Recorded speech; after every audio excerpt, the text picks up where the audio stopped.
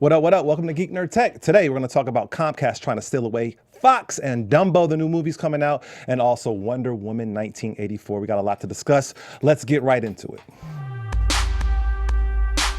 You are tuned in to Black Hollywood Live's Geek Nerd Tech. Welcome to Black Hollywood Live. Yes, we are in the building. This is Geek Nerd Tech, also known as GNT, where we discuss all the major news of technology and geek and nerd culture. I am your host, Akili Shine. This is my co-host, Joe Braswell. DPGC. DPG. West Coast, baby. What's up? How you living, man? I'm good. I don't know. Is this it sounds like a DJ Quick production, but it can't be DJ Quick. It's probably like...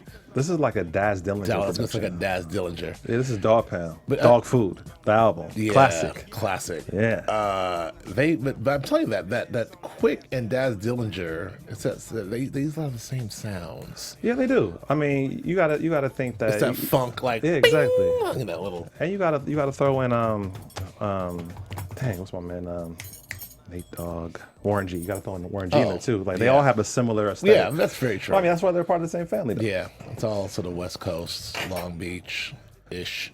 Man, those are my times, man. The early '90s West Coast. Man, I was a Dog Pound fan, like for real. I mean, so I was a little young. I was a little young for that. Virgin ears. I was a little young to be in that time. I was just a lad, single digits. But I heard it was good. Oh, that's funny. My pops used to listen to it. Yes, sir. Yes, sir. That's funny. All right, well, we got a lot to discuss today. We're going to really zip right through it. So, yeah, let's get right into it, man. Next year, the iPhone might be switching the Lightning connector to a USB-C. Yeah. What do you think about that, bro? I think I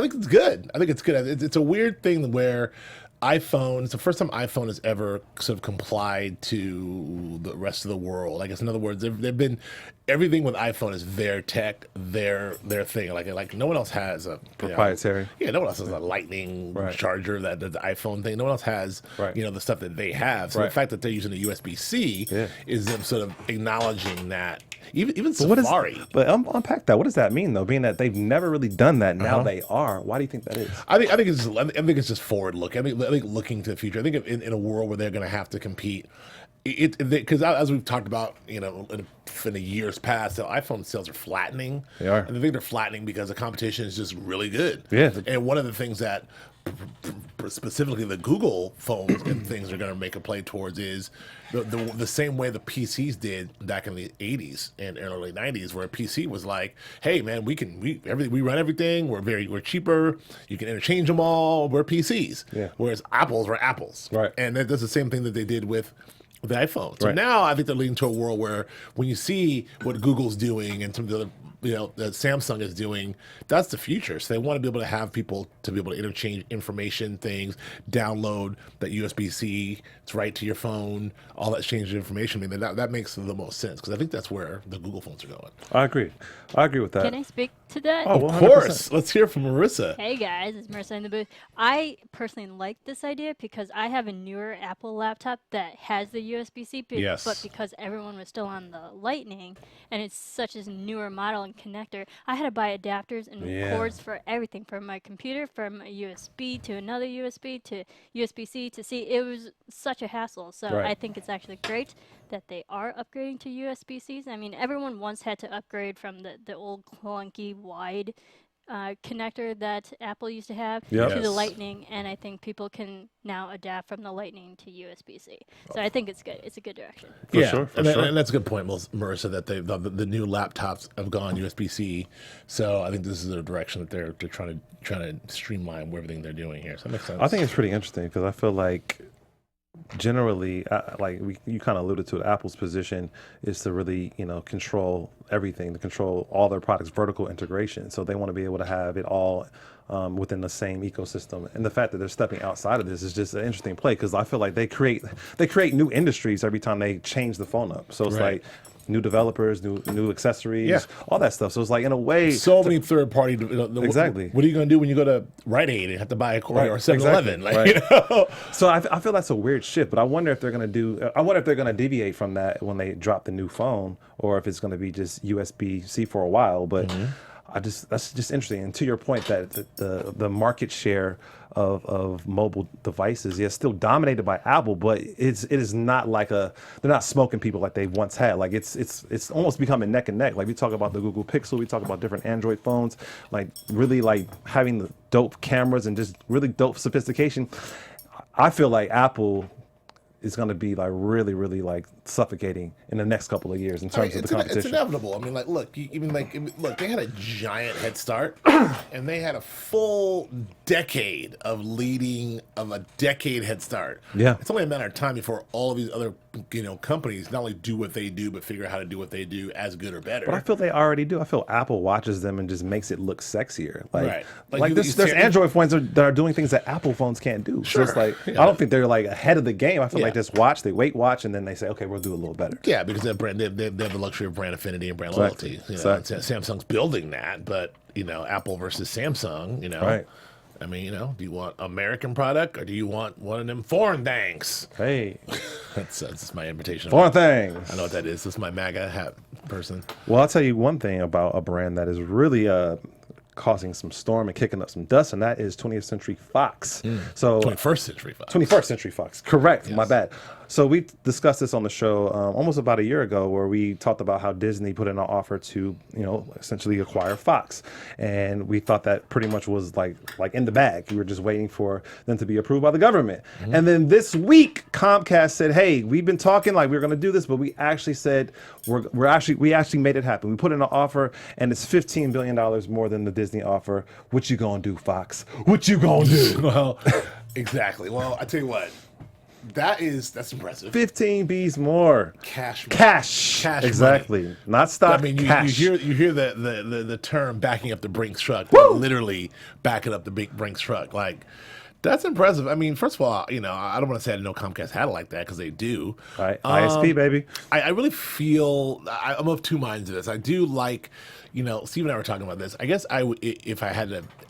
Fox is going to be sold. Yeah. Would I rather have them be sold to Disney or Comcast? I guess it's probably Comcast. Now, I'm not a big fan of the Comcast sort of like corporate, the brain trust. It's not I get what you're saying. It's not as sexy as well. It's not a sexy move. No, it's not a sexy move. These guys are like Midwest, got the bow ties, the Comcast guys, but they pretty much have left Universal and NBC alone. They haven't come in and made everyone wear bow ties and do their they're thing. Keeping the culture. Yeah, so to that point, yeah, if they wanted to come in and buy Fox and keep the culture, then for all of our friends at Fox, it's probably good news. It's good news because it means they have more money. Well, but it also means that for Fox, and they don't have to worry about the disruption.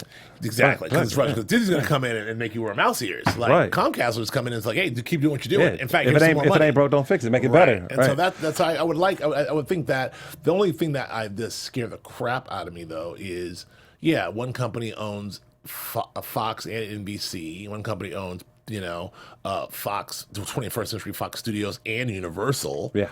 Like, that's scary. And then also it's a cable company, and then with the teardown of net neutrality, thank you, Trump administration. Yeah, it's slowing our speeds down. Get ready, Netflix. 100%. When Comcast is like, ooh, Netflix, huh? 100%. Kind of slow. I don't know if internet works over here with that. You want to try our streaming service, NBC streaming or whatever. Well, I gotta tell you this. In the deal, Comcast is bidding to acquire the movie studio, 20th Century Fox, 20th Century Fox Television, and all the owned cable networks, FX and National Geographic. And they'll also own Fox's stake in Hulu, which would give them Comcast the major stake owner of Hulu. But also, man, they swagged out. Was like, you know what? Yeah, we know you have a deal with Disney. We will pay the $2.5 billion breakup fee. Right. In addition to that, we will also pay the $1.5 billion that you would owe Fox if you owe Disney if you abandon the deal. Yeah. So they're saying we'll throw in an extra $5 billion just to say, hey, we'll take care of that offer shit. You can't refuse. Like, that's swaggy in a letter. It's swaggy because he's like, oh damn, I want to do it, but I gotta pay Disney like $4 billion just to do it. Like, don't worry about that, we got that. Like, ahead of time, I'm gonna tell you already. Right. Like, so that's swaggy. It's an offer you can't refuse. I wonder if Disney's going to counter. If they're going to be like, okay, you want to fuck with us? Well, hey, $100 billion. Yeah, they're gonna pull out the mouse. The mouse is gonna come flexing. Yeah, and the lightsabers and the and what's my man's name? Ultron, not Ultron. I forget his name. Thanos. They all coming out. Got the rings. He's got the rings. They're coming up the gauntlet. Listen, I think what people are, I don't know if we're gonna talk about this, if we have time to talk about it, but the AT&T. Yeah, let's get right into it. That was the next story. Okay, well that really is the thing that really paved the way for this and potentially other things. That's right. Because the ruling that, and I kind of knew the rule is favorable. I kind of knew the government would rule in favor of this because this is a pro-business government. Exactly. This is Trumpism. anti-regulation government. Right. It's all about like, we don't want to regulate. We want more business, doing more business shit, more consolidation. Privatize everything. Mm-hmm. So this doesn't surprise me. But people said that because this involves CNN and Trump hates CNN that he would try to block it, but that doesn't make any sense. So the reason why, because of the Time Warner, I'm talking about AT&T purchasing Time Warner and all of the Time Warner's assets, including HBO and everything else. Warner Brothers Studios, CNN, and then CW and CNN and Turner and all that stuff, and DC and Superman and all that stuff. Yeah. So, but what this does is that paves the way for people like Comcast. Like, that's why they waited. They said, you know what, we're gonna play this game so smoothly. If they let AT&T do that, you can't say no to us. You can't say no to us. It's the same thing. But it also opens a door to, which everyone else has been waiting for, including me, because I've been predicting this for 3 years. It also opens a door for the tech companies. Yeah. Because now Apple, Amazon, Google, and Facebook are like, check this out. Okay, we could buy one too. We need a studio. What's up? What's up, Viacom, CBS? Right. Paramount Pictures how about Facebook Pictures? I mean, the plausibility of that is pretty high. Yeah. I feel like, it's literally like a domino effect. And like I said, Comcast was literally waiting in the wings for this to happen. Like literally the day that they announced the AT&T merger, the day after they put in their offer, they already had the offer cooked, ready to go. They're just waiting to make sure they got passed. It would ensure their protection. You know what I'm saying? To me, there is a 100% chance that Apple for sure, possibly Google, and probably Facebook and Amazon will all have studios. Oh, for sure. Well, Amazon already has a studio. No, like a traditional, like a lot. Like we're getting Paramount and their entire library being back to 1910 and the lot, and that water tower is going to be a big F on there. I feel Amazon would be the first. This is my prediction. Oh. Out of all the tech companies, I believe Amazon would be probably the first one to spend the cash. You think that? To do it. My money's on Apple. Really? Yeah, I feel like it's going to be Sony or one of these. We're going to be driving down, it's going to Apple Pictures. It's going to be the big Apple. There's only a matter of time before one of those water towers has an F, an A, or a G for Google. Like, watch. So we'll see. We'll see which one it is. Well, hey, interesting times, man. Consolidation, big, huge titans coming together to be even bigger.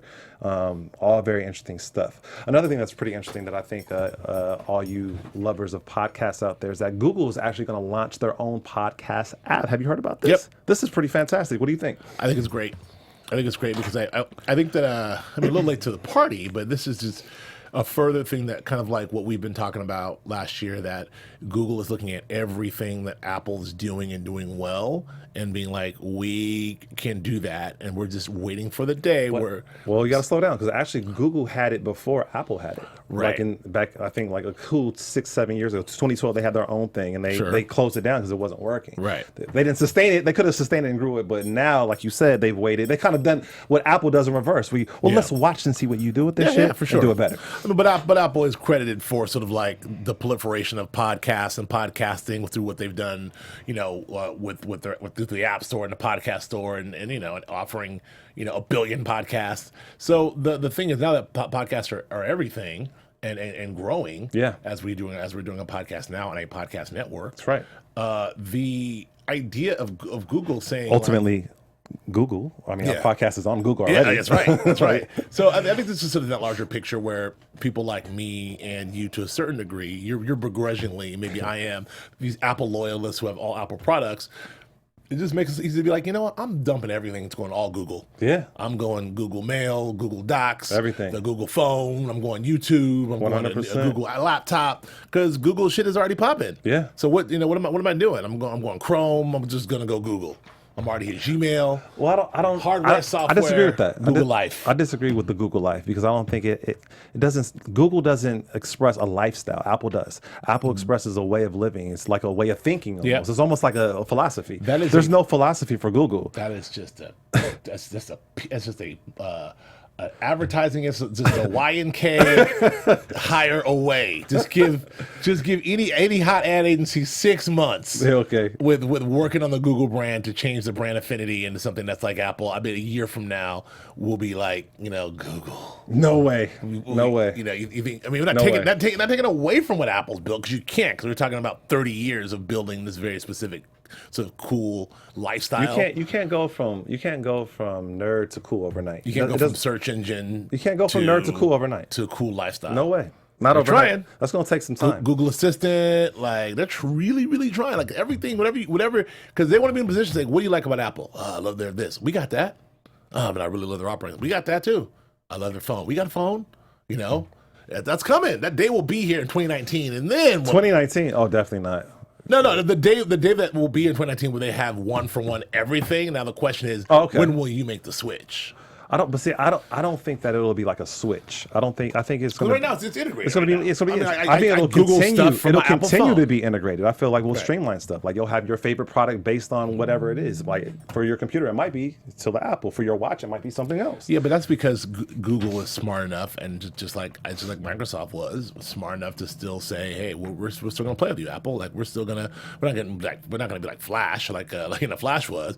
You want to Google something, you Google the primary way of doing things on an iPhone is Google. Yeah. The primary thing of viewing and searching anything is Google. The primary thing of viewing any videos is YouTube. Yeah. So, so Mark Zuckerberg, same thing. Like, Facebook and Instagram and Google, they all happen through Apple. What they have is great, but they don't have sexy. And right. Sexy takes time to when you talk about the biggest company in the world, right? Like, you're not going to topple that. You're not going to topple that sexy effect. You're not. But what's going to happen though, if Google decides, we've got this phone for 4 years, it's looking good. We've got the computer for 3 years, everything ready to go. I'm just no more Google on iPhones. You can only Google stuff on the Google phone. Apple, get your own search engine. I don't think they will do that. iSearch. Okay, sure. Launch that.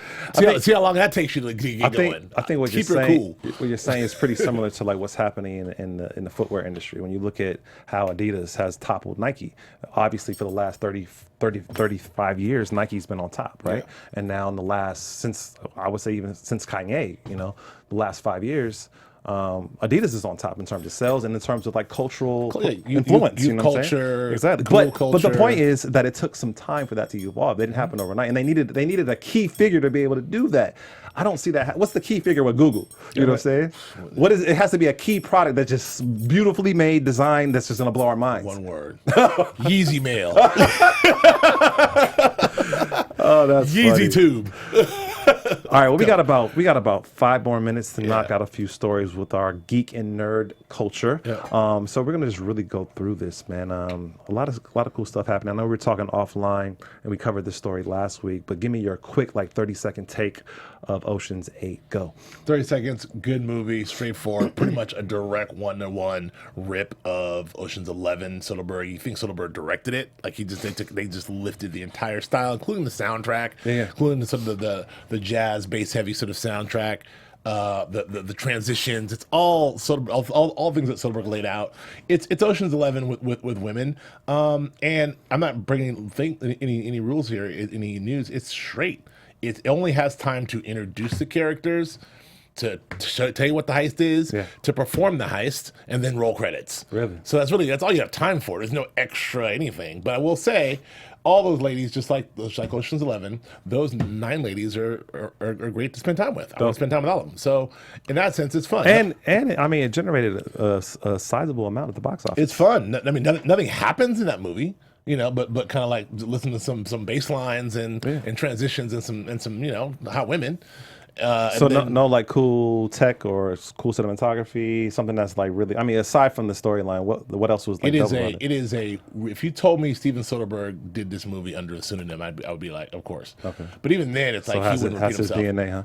It is strongly pulled from his DNA. There's not one thing fresh that the editor or the director does in this movie. Not one fresh thing. Like they're purposefully, we're going to copy stylistically what the tone that he set in these three movies, particularly the first movie. So, I mean, is it a thumbs up or is it? It's a thumbs up because you can't not. It's like Ocean's 11. You can't not go in there with all these likable guys and not have fun And just like this, you can't go in there with all these likable women and beautiful and strong and have them do this shit and not have fun. It's impossible to do. I mean, just the. I mean, it is well done. The whole ensemble element. I mean, like you said, like I feel, how can you really mess that up? You have all these favorable actresses and characters that we've all loved over the years, all interacting on the screen. Right. Like that alone is just something to see. So, one last thing I'll say about this. Now, this is something that like I've known and like we've all known. It's a no-brainer, but she's been gone for a minute.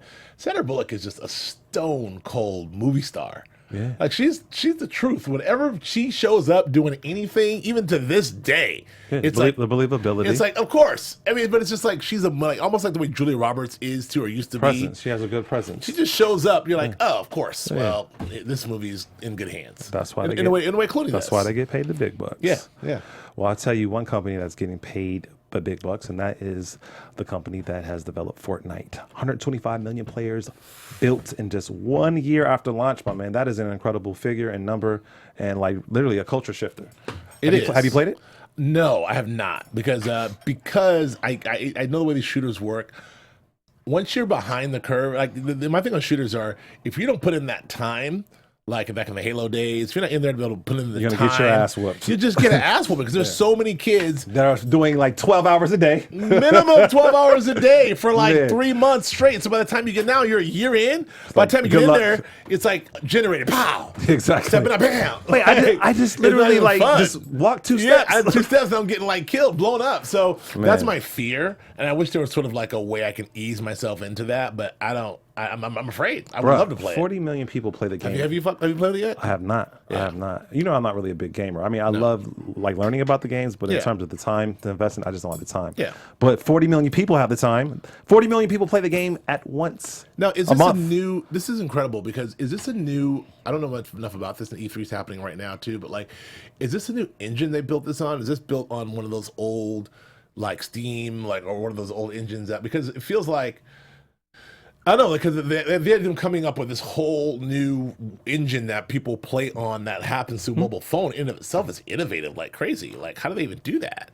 I mean, but I think we've been in that sphere of technology for a while. We have. I feel like because of mobile gaming is arguably larger than just console gaming. You know what I'm saying? So no one's done a multiplayer. But that's what I'm saying. Like, I feel the technology is ripe and prime for that. So someone came along with the idea, like, hey, bring this idea that we've had on consoles to the mobile world. And frankly, the speed has not had. That's what I'm saying. Now, because even on LTE, it's fast enough. That's right. To be able to do that. In the past, you couldn't do it on 3G. You know, or 4G even. You couldn't do it. Yeah. So, now we're moving into 5G. Yeah. Hey, but an amazing record-breaking year for that game, and another amazing. I'm gonna get it though. I'm gonna get it. Yeah. That's what I was gonna say. Is the other reason I don't play is I just know that it's a lot about accumulation and like building up stuff and buying stuff and guns and building stuff. Gotta invest your time. Like that's by the time I'm doing all it's that. It's like a part of your life. Yeah, that's a lot to do. As I told you, I broke out my 2 games from Christmas: the Battlefield 2 and Call of Duty World War 2. Right. And just time warp, huh? I mean, it's Christmas. I got these. I broke them out a month ago, and I'm just deep in them, and that's a long. And E3's right now. I mean, the new one's coming out. I can only handle 2 games a year. Man, I'm really handling 1 right now. It's crazy. I haven't even got to Call of Duty yet. Well, this is our last story of the day. A pretty interesting story. I love this story.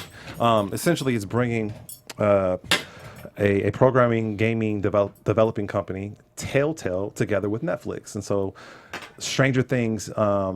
Before season 2 came out, maybe like a year or so ago, they announced that they're going to make a video game. Mm-hmm. But they said they were going to, release it when season 2 was released, but that didn't happen because it was still buggy. But now it's finally coming to market, the Stranger things to video games. So Telltale has done Walking Dead.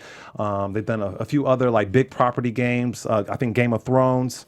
And yeah, this is dope. But in the inverse of it is that Netflix is taking a game from Telltale and making a television show off of it, Minecraft, right? Right. So it's like, man, like we never seen this type of interactivity before, where we have a platform, you know, taking a property and making it television, and a video game taking a property and making it taking a television property and making it a video game. Yeah, this is the future. I mean, I was in a meeting yesterday, and the guys in the meeting with us were talking about, we're in business with a couple of world builders. Man, and I was like, world builders? Yeah, these guys they were at Hasbro, and they created, they built out the Transformers universe, and they built this other universe, and now they built this whole other universe. Like their whole thing is like they're building out a universe so that you can make toys and video games and license movies and make comic books. Like, and that's the future. Like that guy who Netflix just did the big deal with, who did all the Kingsman comics and all those comics. Like, hey, we want you to just create a bunch of original stuff for Netflix, and then you can make comics off of those and video games off of those. But do your world building on our playground. It's crazy. Instead of don't do it in the comic books. Yeah. And so that's what's happening. We're looking around for world builders. Like, hey, don't do it on video games. Yeah. Do it here, and then do the video game on the side, and do the comic book on the side. So that's kind of where it's at right now, and it's amazing. So I don't know, man. Like, the idea of a world builder. Yeah. But you look in the era of the Marvel universe, the Game of Thrones universe. You need a new world. You know, Universal tried to launch this Monsters universe. Good luck. You know, I just saw The Mummy actually like a week or so ago. Yeah. I mean, it was pretty bad, but man, it's terrible. Yeah, I'm a fan of Tom Cruise, but it's just derivative. Yeah, but anyway, like the world building philosophy and strategy, that's just interesting because, like you were just kind of alluding to, like you already have these universes that have this long history in the comics, on television, in the movies. You know, Tolkien. But to create something entirely unique and new for your platform, that you have millions of subscribers already built in. Now you just create something that's just gonna like keep them there even more. That's just genius to me. And then they have the video game. It's just genius. Yeah, man. Well, the universal version of that is really an example how to show how hard it is, because you can't just hire a bunch of stars and then be like, we're rolling out the monsters, get ready world for video games and comic books and TV shows, because no one really cared. The Mummy was a bad start. Man. So we'll see what happens with Frankenstein or Jekyll and Hyde or Dracula or any of the other ones. I'm not buying it. I'm not buying it. They already signed it. You got Javier Bardem. You got Russell Crowe. You got Johnny Depp. I didn't like Russell Crowe in The Mummy. He was like, whatever. He's already signed to be Dr. Jekyll for a movie. I know. You watching that one? I don't think so. Johnny Depp, it didn't move Johnny me. Depp and the Invisible Man. You're not signing up for that one. Bardem is Frankenstein. Like, I'll tell you what I am signing up for, and that is Wonder Woman 1984. Yes, looking pretty fresh, and they dropped photos. They dropped the Easter egg with Chris Pine. Oh, I didn't know. So Chris Pine allegedly is in the movie, and he's the same age he was in Wonder Woman. Oh, so they figured out a way. They figured out a way to bring him back to life, or he didn't die, or something. Who knows? Yep. But they did this with the TV show, famously the 70s TV show, and this for the comic book too. I think famously the 70s TV show started in World War II, and then by the last 3 seasons, they were in the 80s. And Steve Trevor was like just a strapping, CIA dude before he was. So they figured it out. So I don't know. All right. They've clearly they used that same story. I don't know what the story. I should know this because I'm a DC guy and I'm a nerd, but I have no idea what the storyline is to get them from World War II to 1984. I'm assuming she's an Amazon. She doesn't age. Yeah, she doesn't age. I don't know. I mean, she's a demigod. Right. So I don't know whatever else. Hey, well, I'm excited for it. Wonder Woman is obviously their leading property and with DC, so it has to be, some momentum behind that and going into this one. So I'm excited to look forward to that. But are you jumping up and down for Aquaman, or are you like whatever? I'm somewhere between. I'm not jumping up and down. Really? But I'm somewhere between whatever and like because I ride for DC, I ride for, these things. I'm just not super, because I'm a heterosexual male. I'm not super in love with the Momoa Aquaman. With the you're a hater, bro. I'm not a hater. I'm just not in love with the super mega hair flipping, slow motion walking, Jack Daniels drinking, like every other woman I know is like. But I just that I'm not Marissa. Joe, Marissa, like what do you have to say? I mean, Marissa, I know you probably signed up, but I don't know. I don't really know Jason Momoa in his acting work. I know he's big in Game of Thrones and this. I thought he was okay in the first movie, I'm not jumping for joy or like rushing to the theater to see this one either. So. I do like that. Like Momoa has a definite sort of like brown ethnicity sort of vibe to him, which I do like, as opposed to the blonde hair, blue eyes. Arthur. The Aquaman we know. But the part of me kind of does. The nostalgic part of me kind of wants to see that Aquaman. All I can say is hate. Hate. Oh, man. Hate. Oh, man. So wait, so help me understand this. Yes. So you could be excited for a character like Thor, yeah, but you can't be excited for a character like Aquaman. Let me unpack it. Okay, further. please, It's please. not just that it's Momoa walking in slow motion drinking Jack Daniels, like, hey, bro, what's the line in it? Like, my man, wow, that stuff. I'm like, oh no, but it's really just the effect, like him swimming around, like the stuff when he got to like him undersea, and him swimming around, and him with Amber Heard. And just the way they were doing that, the underwater stuff, I was like, uh-oh. So I watched a whole movie of them and him like floating around and like going 1,000 miles an hour and talking to fish, and I don't know. I want it to be good. Like I actually know someone, a friend of mine, a really good friend of mine, and you know him too, who worked on that movie, did some voice work for that movie, and he came in and did ADR, and he watched a lot of it. He came in and watched a lot of it, and he was like, a lot of it's all, and we watched it was mostly green screen and weirdness, but he was like, I don't know what's going to happen, because it looks like it's either going to be the coolest, like it's going to be like Avatar, coolest thing you've ever seen, or it's going to be a disaster. Man, I mean, because it's so heavily all the water sequences. And they're really leaning heavily on building this world out exactly. and everything. And so when he's watching a bunch of green screen on comp stuff, green screen people on wires and green screen, and he's like, all right, well, they're spending a shitload of money. I think it's going to be a smasher. That's where I put my money. It's going to be a smasher. I think smasher, though? Yes. I mean, well, okay. Let me put that in context. A smasher as it relates to the DC universe. Right. I don't know if it'll be a smasher as it relates to everything else that's out that's been like breaking records. But I think in terms of like we talk about Batman, Superman, and just the I guess the barrage of all these movies that have come out that have kind of been hit or miss. I feel like it's going to be close to where Wonder Woman is. I think look. It's gonna. I mean, if anything is gonna live and die on the trailer. If anything is gonna live and die on the trailer, it's gonna be this movie. We'll find out on Comic-Con this summer. Woo! But man, like this trailer needs to be fire. It needs to be cool. Well, yeah, because I said the wrong word. Yeah, because it needs to be wet.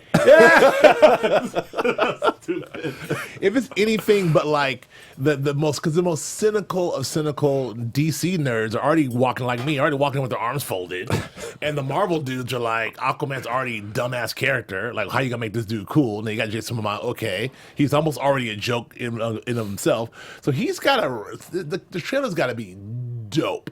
Hey, and I don't know that it can be. Hey, ramp up. Aquaman, let's go, Aquaman. Oh boy. Well, anyway, we'll see, we got to get out of here. Yep. We hope you guys enjoyed the show. Joe, where can they find you? On Instagram and Twitter at Joe K. Braswell. Yes, and they can find me also on Instagram and Twitter at Akili Shine, AKILISHINE. Marissa, thank you very much for holding this down, and for all you guys listening to us and watching us out there, we appreciate the support, and we will see you and rock with you next week. Yes, sir.